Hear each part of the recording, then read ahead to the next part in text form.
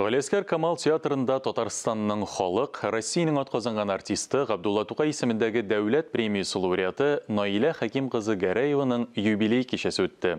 Тантаналы вакыйганың күңелле мизгелләре алдагы видео язмада. Сәнмесез кадерле минем тамашачыларым. Юбиляр мәдәниятка һәм сәнгатькә керткән зур өлеше күп еллык нәтиҗәле хезмәте өчен Татарстан Республикасы президенты указы белән бирелгән дуслык ордены белән бүләкләнде.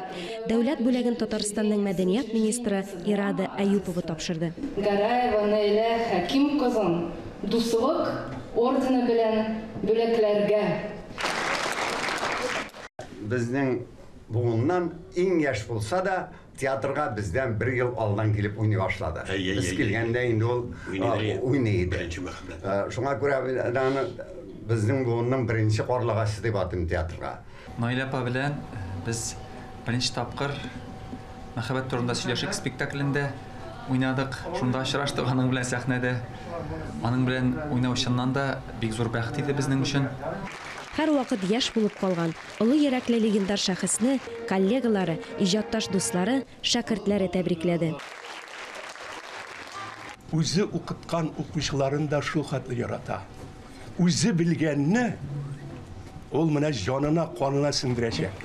Мәгълүм булганча, әлеге театраль гаиләнең сәхнәдә уйнаган вакытын гына исәпләсәң дә, 1 гасырдан артып китер иде.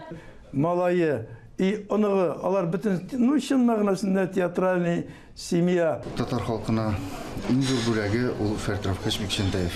Наилә ул театрда эш калдырган артистка һәм эш калдырачак, әле ул әле уйнayacak дип уйлыйм мин аны. Аның бит тигәни кызык бит ул менә, ул яшь күренә, чөнки кичкенә гәүдәле тигәни бик таза түгел бит.